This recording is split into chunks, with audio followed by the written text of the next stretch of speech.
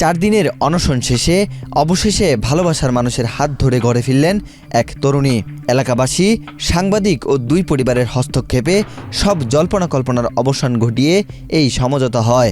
4 April শনিবার দিবাগত রাত 11টার দিকে মাদারীপুরের ডাসার উপজেলার নবগ্রাম ইউনিয়নের আলিশাকান্দি গ্রামে এ ঘটনা ঘটে। জানা গেছে, প্রায় 10 বছরের প্রেমের সম্পর্কের পর 4 বছর আগে বিশ্বজিৎ পাত্রকে ভালোবেসে বিয়ে করেন অনুশীলা বারৈ। স্বামীর সহায়তায় নার্সিংয়ে পড়াশোনা শেষ করে চাকরি পাওয়ার পর তাদের মধ্যে দূরত্ব তৈরি হয়। 200-র বেশি সার্ভিস ও ফিচারে লেনদেনের সব বিকাশ অ্যাপে সম্ভব। অভিযোগ রয়েছে, স্বামীকে না জানিয়ে অনুশীলা ডিভোর্স দেন। এ ঘটনায় ভেঙে পড়েন বিশ্বজিৎ। ভালোবাসার মানুষকে ফিরে পেতে তিনি গত 4 দিন ধরে স্ত্রীর বাড়িতে অবস্থান করে অনশন শুরু করেন।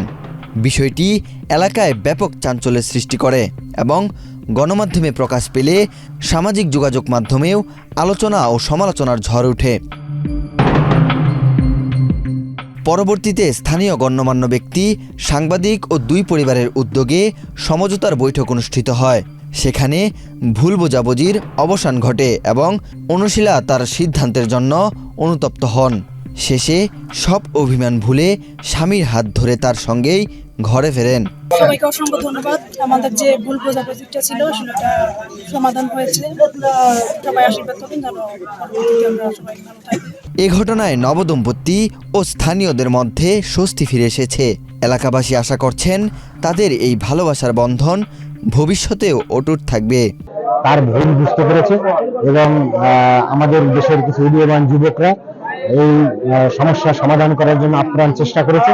ছেলে মেয়েকে বোঝানোর চেষ্টা করেছে, গার্ডিয়ানদের বোঝানোর চেষ্টা করেছে এবং সাংবাদিক মহলে আমাদের পরামর্শ দিয়েছেন। আমরা সেই পরামর্শের ক্রমে ছেলে মেয়ের মতামত অনুযায়ী এবং গার্ডিয়ানদের মতামতের ভিত্তি করে আমরা একটা সুন্দর সিদ্ধান্ত উপনীত হয়েছি। আশা করি আগামী দিনে আমরা আমাদের ধর্মীয় বিধান মতে মেয়েটিকে হস্তান্তর করতে পারবো বলে আশা করি। ওই মেয়েকে আমরা বুঝাই, আমি মামুনি বলেই তাকে সম্বোধন করি, যেহেতু আমার ভাইপোর ওয়াইফ, এবং তাকে অনেক সুন্দরভাবে বোঝানোর পরে সে একটা পর্যায়ে বলে যে ঠিক আছে কাকা, আপনারা যেটা বলছেন এইটাই আমরা করবো, আপনারা একটু আমাদের সময় দেন।